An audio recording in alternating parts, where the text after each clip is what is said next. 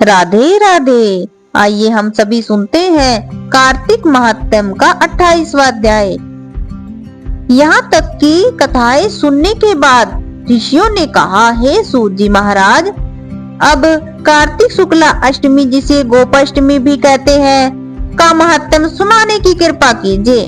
सूत जी बोले, हे ऋषियों, बाल्यावस्था में भगवान कृष्ण ने कार्तिक शुक्ला अष्टमी से ही गायों को चराने हेतु जंगल में जाना प्रारंभ किया था, इसीलिए यह अष्टमी गोपाष्टमी कहलाती है। सब मनोरथों को पूर्ण करने के लिए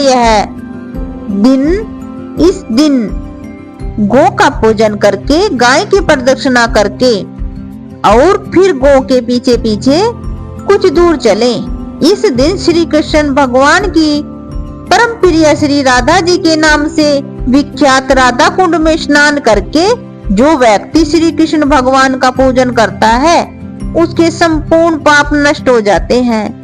गोपाष्टमी के दिन की महिमा का वर्णन करते हुए सूत जी ने आगे कहा, इस दिन सायंकाल गोधूली के समय गौओं के पीछे पीछे चलने से अनेक जन्मों के पाप समूल नष्ट हो जाते हैं। इस दिन गौ का दान करने से असंख्य गौओं के दान का फल मिलता है और गाय की सेवा करने से परम पद की प्राप्ति होती है। यदि संयोगवश इस दिन सायंकाल के समय श्रवण नक्षत्र हो तो वह जयंती योग होता है। जयंती योग युक्त गोपाष्टमी को स्नान दान आदि करने से मनुष्य निश्चय ही मोक्ष को प्राप्त करता है, इसमें संदेह नहीं है। बोलिए राधे राधे। इस प्रकार आप सभी ने कार्तिक महात्म्य का 28वां अध्याय सुना। राधे राधे। आइए हम सभी सुनते हैं कार्तिक महात्म्य का 29वां अध्याय। आप सभी को राधे राधे। महाराज पृथु ने देव ऋषि नारद जी से विनय पूर्वक कहा, भगवान, आप सभी वेदों, शास्त्रों तथा पुराणों की ज्ञाता हो, सो कृपा करके यह बताइए कि किस देवता की कितनी कितनी परिक्रमा करनी चाहिए तथा उनका क्या फल है। यह सुनकर नारद जी कहने लगे, हे राजन, देवी की 1 और सूर्य और अग्नि की 7, गणेश जी की 3, शिव जी की आदि पितरों की 3 अथवा 4 तथा भगवान विष्णु की 4 परिक्रमाएं लगानी चाहिए। इस संबंध में एक इतिहास सुनो, जो बृहस्पति जी तथा देवराज इंद्र का संवाद है और स्वयं ब्रह्मा जी ने मुझे सुनाया था। नारद जी ने कहा, वैवस्वत मनवंतर में एक बार इंद्र सहित सब देवता देव गुरु बृहस्पति जी के पास गए और उनसे पूछा, हे गुरुदेव, ब्रह्म काल से पहले यह सृष्टि कैसी थी? इंद्र आदि देवगण कैसे थे तथा उनका क्या क्रम था?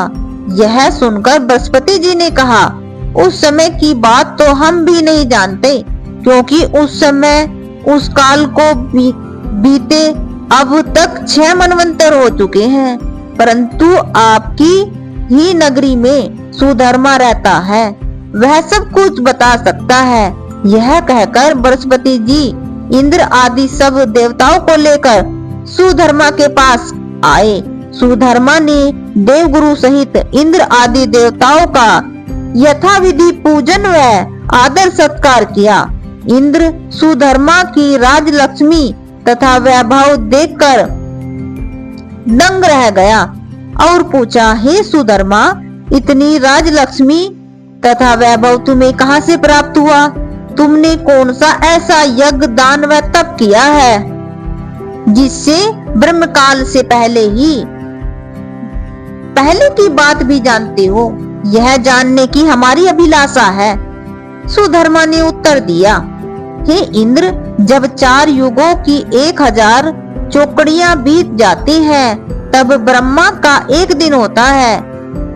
उस 1 दिन में 14 मनु और इंद्र होते हैं। जब हम विष्णु लोक में थे, तब वहां पर रहते हमारे सामने इतने ब्रह्म हो चुके हैं कि हम उनकी गणना भी नहीं कर सकते। उसके बाद हम यहाँ स्वर्ग में आए। हमने जो एकमात्र अच्छा कर्म करके इतनी लंबी आयु पाई है उसका विवरण सुनो। पहले जन्म में मैं मांस भक्षी गिद्ध था।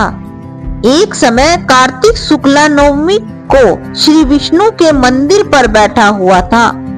एक शिकारी ने आकर बाण मारा जिससे घायल होकर मैं विष्णु मंदिर में आ गिरा।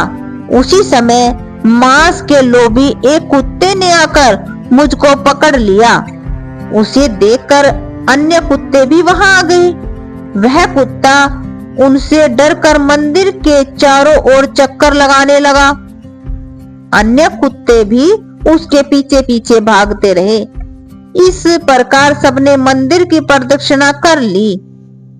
इस बीच मेरी मृत्यु हो गई। मंदिर की प्रदक्षिणा से भगवान अत्यंत प्रसन्न हुए और मुझको अपना परम पद दे दिया।